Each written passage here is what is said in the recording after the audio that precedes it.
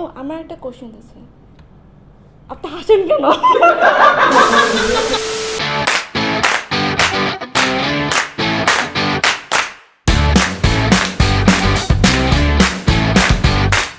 So, how is everything? Yeah, I'm having a good time. How about you? I'm doing great. So, আয়ারল্যান্ডের study ভিসার জন্য query কেমন পাচ্ছেন? I'm dealing with a lot. অনেক বেশি queries আসতেছে। Actually জিনিসটা কি, আয়ারল্যান্ডের ব্যাপারে এখন মানুষ জানে। They know that Ireland has a very diversified culture. Moreover, there is no language barrier. This is a very good point for the students. So students are very much interested nowadays. So অনেক বেশি queries পাচ্ছি, but sir আমি ইদানিং যেই জিনিসটা দেখছি যে we are getting some queries that are similar type. So আমি একটু আজকে ওগুলো নিয়ে আপনার সাথে একটু কথা বলতে চাচ্ছি। Sure. Okay, so the first question যেটা আমি খুব বেশি ইদানিং পাচ্ছি সেটা হচ্ছে how is the educational quality of Ireland, and also please let me no what are the best subjects to study in Ireland? Okay, আয়ারল্যান্ডের ক্ষেত্রে হচ্ছে Ireland basically provides one of the best education in throughout the European territories. আর প্রতি বছর আমাদের এখান থেকে 30-40-50 জন করে student যাচ্ছে এবং আপনি হয়তো জেনে থাকবেন যে আয়ারল্যান্ড 100% স্কলারশিপেও নিয়ে যাচ্ছে ইরাসমাস প্রোগ্রামের আন্ডারে বাংলাদেশের বিভিন্ন পাবলিক ইউনিভার্সিটি থেকে বিভিন্ন স্টুডেন্ট নিচ্ছে। আর ওদের এডুকেশন কোয়ালিটি সম্পর্কে আসলে নতুন করে বলার কিছু নেই, কারণ আপনি গুগলে যদি ওয়ার্ল্ড র্যাঙ্কিং দেখেন তাদের অনেক পপুলার এবং রেপুটেড ইনস্টিটিউশনগুলো আছে যা দে প্রোভাইডিং ওয়ার্ল্ড ক্লাস এডুকেশনস। আর স্টুডেন্টের ক্ষেত্রে অনেক ধরনের হচ্ছে রিকোয়ারমেন্ট বেশ কিছু আছে, বাট রিকোয়ারমেন্টের ক্ষেত্রে আপনি কিছু কোশ্চেন করছিলেন যে আপনি ফ্রিকোয়েন্টলি ইদানিং বেশ কিছু কোয়ারিজ পাচ্ছেন। ওয়ান্ট টু নো যে what should be their academic background, কীরকম থাকতে হবে, এটা নিয়ে স্টুডেন্টরা খুব ওয়ারিড থাকে যে what should be their HSC or O levels honours results. So এটা নিয়ে যদি একটু বলতেন। এখন আপনি যেটা বললেন যে এসএসসি এইচএসসির পরে কি করবে, আসলে এসএসসি যদি হয় তাহলে তো এটা আসলে গ্রেড 11-12 চলে গেল, ওটা স্কুল ভিসা, ওটা ডিফারেন্ট। বাট এইচএসসি কমপ্লিট করার পর যখন আন্ডার গ্র্যাজুয়েশন প্রোগ্রামের জন্য কেউ অ্যাপ্লাই করবে, মিনিমাম স্কোর 65% থাকতে হবে তার। 65% অ্যান্ড অ্যাবাভ, যত বেশি থাকবে তত ডেফিনেটলি ভালো। আর হচ্ছে যদি কেউ আন্ডার গ্র্যাজুয়েশন কমপ্লিট করার পর যদি মাস্টার্স প্রোগ্রামের জন্য অ্যাপ্লাই করতে চায় তাহলে সেক্ষেত্রেও মিনিমাম 65 থেকে 70% মার্ক থাকতে হবে। বাট উই অলওয়েজ সাজেস্ট যে স্কোর যেন 77 থেকে 79% হয়, মানে 77% প্লাস হয়। সেক্ষেত্রে অ্যাডমিশনটা খুব সহজে হবে এবং এমন রেপুটেড ইনস্টিটিউশন অ্যাডমিশন হবে যাতে করে পরবর্তীতে ভিসার ক্ষেত্রে সহজ হয়। So sir, the next question that I face is আয়ারল্যান্ডে যাওয়ার জন্য স্টুডেন্টদের আইএলটিএস লাগবে কি লাগবে না, তারা খুব কনফিউজড এগুলো নিয়ে। আচ্ছা, আমাদের কাছে অলরেডি বেশ কিছু কোয়ারি যেটা আমি এখন দেখতে পাচ্ছি যে সবার একটাই প্রশ্ন যে আয়ারল্যান্ডের জন্য আইএলটিএস লাগবে কিনা, এবং অনেকেই জিজ্ঞেস করে যে উইদাউট আইএলটিএস অ্যাপ্লাই করতে পারবো কিনা। The answer is completely no. আয়ারল্যান্ডের জন্য আইএলটিএস ছাড়া কোনো অপশন নেই। হ্যাঁ, অনেক ইনস্টিটিউশন আইএলটিএস ছাড়া টোফেল বা অন্যান্য ল্যাঙ্গুয়েজ যেই প্রোগ্রামগুলো আছে ওইগুলো তারা অ্যাকসেপ্ট করে। প্যান্ডেমিকের জন্য একটা বড় প্রিভিলেজ হচ্ছে ডুওলিঙ্গো ইংলিশ টেস্ট দিয়ে তারপরে আপনি অ্যাপ্লাই করতে পারবেন, এবং আন্ডার গ্র্যাজুয়েশনের জন্য মিনিমাম 95 এবং পোস্ট গ্র্যাজুয়েশনের জন্য মিনিমাম 105 আপনাকে স্কোর করতেই হবে। তাছাড়া আইএলটিএস অথবা ডুওলিঙ্গো বা অন্য যে কোনো ল্যাঙ্গুয়েজ অ্যাপটিটিউড টেস্ট ছাড়া কখনোই আয়ারল্যান্ডে ভর্তি হওয়ার কোনো অপশন নেই। যদি কেউ ভর্তিও হয় তারপরেও ইমিগ্রেশন পলিসি অনুযায়ী ভিসা পাওয়ার সম্ভাবনা খুবই কম। সো এই অপশনটা একদমই নেই। সো স্যার, কিছু স্টুডেন্ট আমি ফেস করেছি, they have some study gap for some amount of time. তারা খুব ডিমোটিভেটেড ফিল করে, ভাবে যে I have study gap, I can not go to Ireland. So sir, what solution can you give to them? Basically study গ্যাপের বিষয়টা বলবো যে study gap is not a big factor, depend করবে আপনি কতটুকু জাস্টিফাই করতে পারছেন। ফর এক্সাম্পল, অনেকের 12 বছরেরও স্টাডি গ্যাপ থাকতে পারে, রিসেন্টলি ওনার ভিসা হয়েছে। অনেকের 6 বছর, কারো 20 বছরেরও স্টাডি গ্যাপ থাকে। হ্যাঁ, অনেক বছর পরে আবার ডাবল মাস্টার্স করতে চায় বা অন্য প্রোগ্রামে অ্যাটেন্ড করতে চায়। এখন স্টাডি গ্যাপ যদি এমন হয় যে আপনার লাস্ট এডুকেশনের পরে আপনি কোনো কাজই করলেন না, বসেছিলেন বাসায় বা সময় নষ্ট করেছেন, যেটা জাস্টিফাই করাটা খুব ডিফিকাল্ট। আদারওয়াইজ স্টাডি গ্যাপ আমার মনে হয় না it's not a big factor, কারণ আপনি যখনই জাস্টিফাই করতে পারবেন ইমিগ্রেশনকে যে what you have done within this time, তখন ভিসার ক্ষেত্রে কোনো ধরনের ইস্যুস আসবে না। Okay, so let's have a treatment talk. Okay, sure. So sir, I was wondering, আয়ারল্যান্ডের এডুকেশন কস্টটা কত আর লিভিং কস্টটাও কত, আপনি যদি জেনে থাকেন একটু। আয়ারল্যান্ডের টিউশন ফি হচ্ছে আন্ডার গ্রাজুয়েশনের জন্য এভারেজ টিউশন ফি 9,500 ইউরো। ওকে। আর যদি পোস্ট গ্রাজুয়েশন হয় তাহলে মিনিমাম 11,500 ইউরো। আচ্ছা আচ্ছা। এইটা হচ্ছে মিনিমাম। এখন ইনস্টিটিউশন এবং কোর্স অনুযায়ী ডিফার করতেই পারে। ফর এক্সাম্পল আমি যে ট্রিনিটি কলেজ ডাবলিনের কথা বলি, ওখানে মাস্টার্সের জন্য দেখা যায় 23,500 ইউরো লাগে 1 বছরের জন্য। সো এটা আসলে কোর্স এবং ইনস্টিটিউশনাল ওয়াইজ ভ্যারি করে। আর লিভিং কস্টটা যদিও আয়ারল্যান্ডের ইমিগ্রেশনের ওয়েবসাইটে বলা আছে 7,000 ইউরো 1 বছরের জন্য, বাট মোস্টলি আমরা সাজেস্ট করি 9,000 থেকে 11,000 ইউরো একটা ফান্ড যেন তারা অ্যাভেলেবেল রাখে। হ্যাঁ, কারণ এখানে অনেক ধরনের হচ্ছে তাদের এমার্জেন্সি থাকতে পারে। সো 9,000 মিনিমাম রাখাটা ভিসা পাওয়ার ক্ষেত্রে যথেষ্ট সহজ হবে। এইটা হচ্ছে বেসিক্যালি রিকোয়ারমেন্ট। ওকে, সো স্যার আয়ারল্যান্ডে স্টাডির ক্ষেত্রে কোনো স্কলারশিপ অ্যাভেলেবল আছে? হ্যাঁ, আয়ারল্যান্ডের ক্ষেত্রে বিষয়টা হচ্ছে যে যদি আন্ডার গ্রাজুয়েশন বা পোস্ট গ্রাজুয়েশন যেটাই হোক, অ্যাডমিশন যদি কনফার্ম হয় একজন স্টুডেন্টের, তাহলে মিনিমাম 500 থেকে 1,000 ইউরো স্কলারশিপ তারা পায়। বাকি আরও কত স্কলারশিপ পাবে এটা ডিপেন্ড করে হচ্ছে তার এডুকেশন ব্যাকগ্রাউন্ড, প্রফেশনাল ডিটেলস এবং ফার্দার আইএলটিএস রেজাল্টের উপরে। আমাদের যেহেতু অনেক ইনস্টিটিউশনের সাথে ভালো র্যাপোর্ট আছে, আমরা যেটা করি আমরা সবসময় একজন স্টুডেন্টকে হেল্প করি এবং ইনস্টিটিউশনকে সাজেস্ট করি যাতে ম্যাক্সিমাম স্কলারশিপটা তারা দেয়।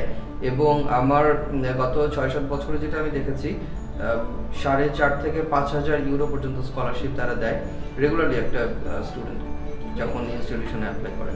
ওকে, দ্যাটস নাইস, বাট আরেকটা কোয়েশ্চেন আছে স্টুডেন্টদের, সেটা হচ্ছে ব্যাংকে কত টাকা পয়সা থাকতে হবে অ্যান্ড কে কে একটা স্টুডেন্টকে স্পন্সর করতে পারে, এইটা একটা কোয়েশ্চেন। কত টাকা দেখাতে হবে, এটা তো universal question. Let's have some fresh here and answer your question. Okay, sure.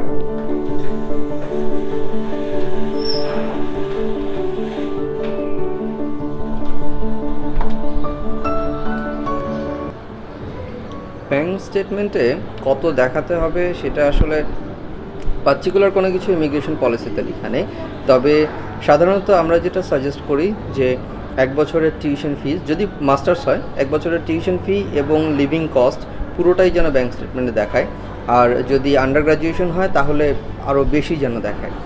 এমন পার্টিকুলার কোনো কিছুই নেই ইনস্ট্রাকশন। অনেকে 7 দিনের ব্যাংক স্টেটমেন্ট দিয়েও ভিসা হয়ে গিয়েছে। রিসেন্টলি আমাদের গত ফেব্রুয়ারি ইনটেকেও এমনটা হয়েছে। সো ব্যাংক স্টেটমেন্টের ক্ষেত্রে আমরা যেটা বলবো, আমাদের সাথে যখন কাজ শুরু করবে তখন আমরা ইনস্ট্রাকশন দিব কীভাবে করতে হবে। সো স্টুডেন্টকে নিজে থেকে আগে কোনো কিছু করার প্রয়োজন নেই।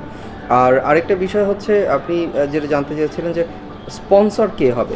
স্পন্সর যে কেউ হতে পারে, এমন কোনো ইনস্ট্রাকশন নেই যে ফ্যামিলি মেম্বারই হতে হবে, দূরসম্পর্ক কেউ হতে পারে, ফ্রেন্ডও হতে পারে। কিন্তু স্পন্সরকে আপনি কিভাবে দেখাচ্ছেন, কিভাবে রিপ্রেজেন্ট করছেন এবং কিভাবে আপনি কনভিন্স করছেন ইমিগ্রেশন অফিসারকে, সেটার উপর বেস করে আপনার ভিসা ডিসিশনটা হবে। সো যেই কাজগুলো আমরা সাধারণত করে থাকি, সো এটা আসলে স্টুডেন্টের টেনশনের কিছু নেই। স্পন্সর যে কাউকেই দেখাবে, বাট আমরা ডিসিশন দেবো আলটিমেটলি যে কীভাবে দেখাবে। সো তাহলে স্টুডেন্টের ভিসার জন্য খুব সহজ হবে। আপনার কি আরও প্রশ্ন আছে? Sir, lot of questions, trust me. ঠিক আছে, চলেন তাহলে ভিতরে গিয়ে একবারে কথা বলবো। ওকে, শিওর।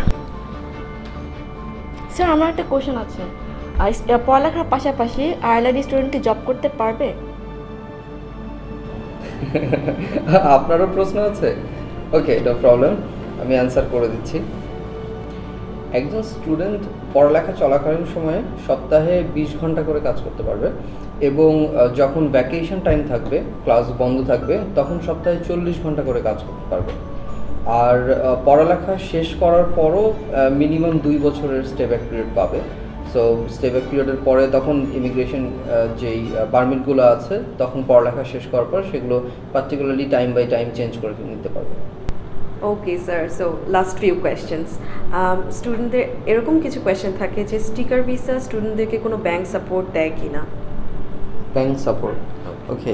সো ব্যাংক সাপোর্ট, হ্যাঁ, এই ধরনের একটা টার্ম আছে, অনেকেই বলে ব্যাংক সাপোর্টের কথা, বাট আমি এই ক্ষেত্রে যেটা বলবো, একজন স্টুডেন্টের অবশ্যই ফাইন্যান্সিয়াল ক্যাপেবিলিটি থাকতে হবে আয়ারল্যান্ডে পড়ার জন্য। যদি ফাইন্যান্সিয়াল ক্যাপেবিলিটি নিজের না থাকে, নিজের বা তার কোনো স্পন্সর না থাকে পেমেন্ট করার জন্য, সেক্ষেত্রে তার জন্য অ্যাপ্লাই করাটা খুবই ডিফিকাল্ট হবে। হ্যাঁ, ব্যাংক সাপোর্টের বিষয়টা হচ্ছে যে প্রেজেন্টেশনের ক্ষেত্রে কেমন কীভাবে প্রেজেন্ট করবে না করবে সেগুলোর তো অ্যাসেসমেন্টে আমরা সব কিছু বলেই দিচ্ছি। বাট কেউ যদি এমনভাবে বলে যে ব্যাংকে তার ব্যাংক অ্যাকাউন্ট আমরা দেখাবো বা ব্যাংকে বিভিন্ন টাকা আমরা ঢুকিয়ে রিপ্রেজেন্ট করে দিব, ওইগুলো তো আসলে ইমিগ্রেশন পলিসির সাথে যায় না। সো যেইগুলো ইমিগ্রেশন পলিসির সাথে যায় না এবং লিগাল না, অথেন্টিক না, সেই কাজগুলো আমরা সবসময় বিরত থাকি, ওইগুলো কখনো এখান থেকে পারফর্ম করা হয় না।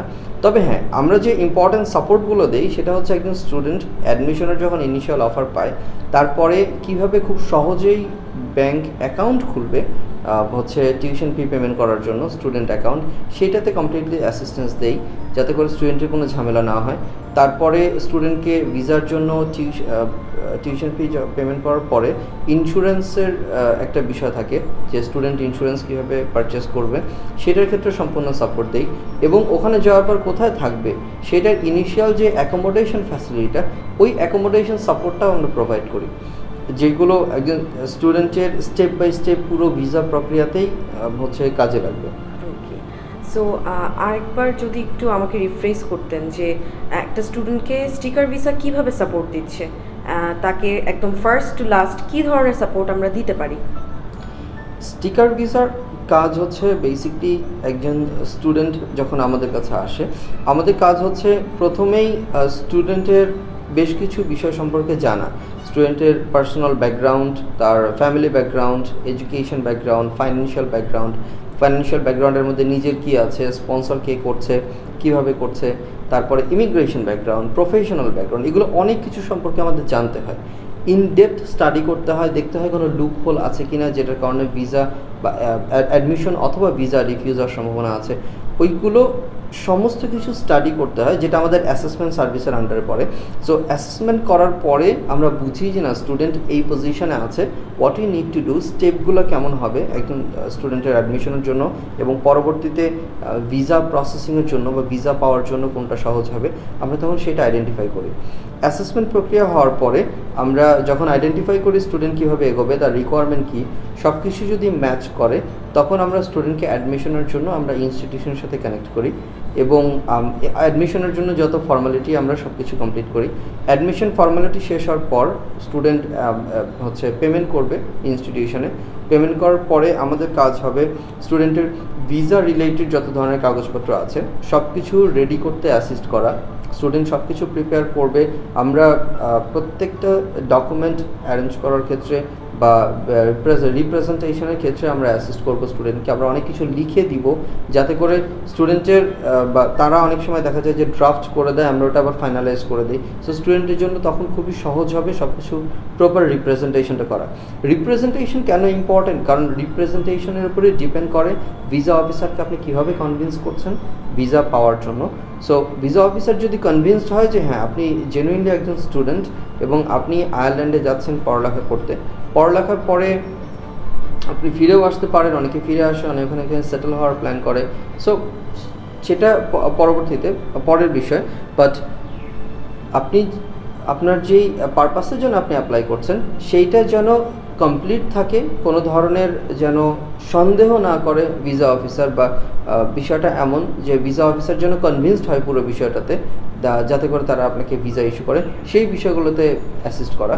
পাশাপাশি আমাদের সবচেয়ে বড় একটা সাপোর্ট হচ্ছে যে একজন স্টুডেন্টকে আয়ারল্যান্ডের স্টুডেন্ট ভিসার জন্য ইন্ডিয়াতে যেতে হবে না। এই সাপোর্টটা হচ্ছে শুধু স্টাডি ভিসা না, আয়ারল্যান্ডের যত ভিসা প্রসেস করি বা আয়ারল্যান্ডের মতো অনেক দেশ আছে যেগুলোর অ্যাম্বাসি ইন্ডিয়াতে বাংলাদেশে নেই অ্যাম্বাসি, সেখানে অ্যাপ্লিক্যান্টকে যেতে হয় না, আমরা নিজেরাই সাবমিট করি। আয়ারল্যান্ডের ক্ষেত্রেও তাই, স্টুডেন্টকে কখনোই ইন্ডিয়াতে গিয়ে ইন্টারভিউ দিতে হবে না, কারণ বাংলাদেশিদের জন্য কোনো বায়োমেট্রিক নেই। সো ইন্ডিয়াতে যাওয়ার প্রয়োজন নেই, আমাদের অফিস থেকে পুরো প্রসেস কমপ্লিট করতে পারে, বা কেউ যদি শুধু অ্যাডমিশন করে ফেলে, পরবর্তীতে শুধু প্রসেসিং করতে হবে, সেটাও আমরা বেশ কিছু লিগ্যাল প্রসেস ফলো করে পাসপোর্ট আমরা ইন্ডিয়াতে পাঠাই। আমাদের ওখানে আমাদের যে টিম কাজ করে তারা সরাসরি ওখানকার ডিউ প্রসেস কমপ্লিট করে অ্যাম্বাসিতে ফরওয়ার্ড করে, সাবমিট করে অ্যাপ্লিকেশন, ভিসা অ্যাপ্লিকেশন।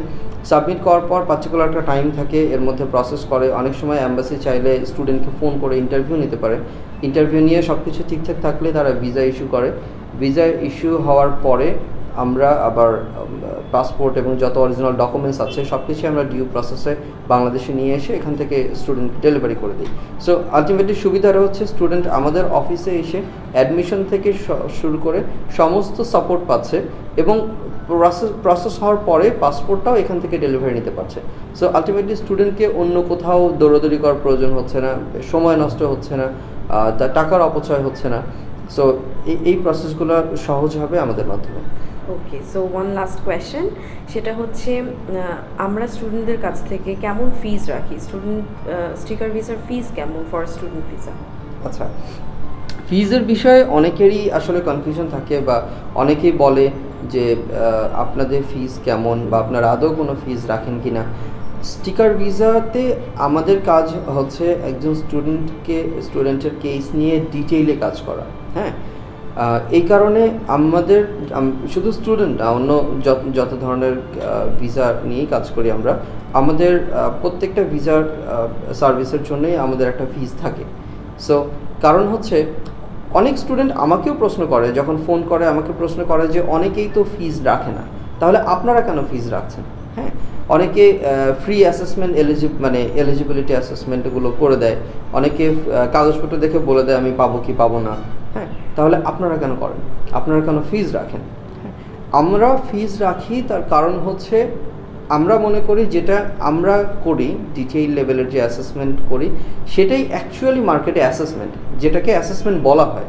হ্যাঁ, আমি জানি না কে কীভাবে কাজ করে, কিন্তু আমরা যেভাবে কাজ করি অনেক কিছু স্টাডি করি, ইমিগ্রেশন পলিসির সাথে ম্যাচ করি, ইনস্টিটিউশনের সাথে কমিউনিকেট করি, যাতে করে আমাদের উদ্দেশ্য হচ্ছে একজন স্টুডেন্টকে প্রপারলি গাইডলাইন দেওয়া, যাতে করে তার সময় অপচয় না হয়, তার হচ্ছে সে যেখানে পেমেন্ট করছে সেগুলোর জন্য কোনো অপচয় না হয়, এবং তার যে ড্রিমটা আছে সেটা যেন ফুলফিল হয়। সো প্রত্যেকটা সার্ভিসের জন্যই আমরা ফিজ রাখি। অ্যাসেসমেন্টের জন্য ইনিশিয়াল একটা ফিজ রাখি, অ্যাসেসমেন্টের পরে আমাদের কনসালটেশন ফিজ আছে, এরপরে প্রসেসিং ফিজ আছে। বাট প্রত্যেকটা ফিজ ডিপেন্ড করে স্টুডেন্টের ক্যাপাবিলিটি এবং তার কেস কতটুকু কমপ্লিকেটেড বা কমপ্লিকেটেড না সেটার উপরে।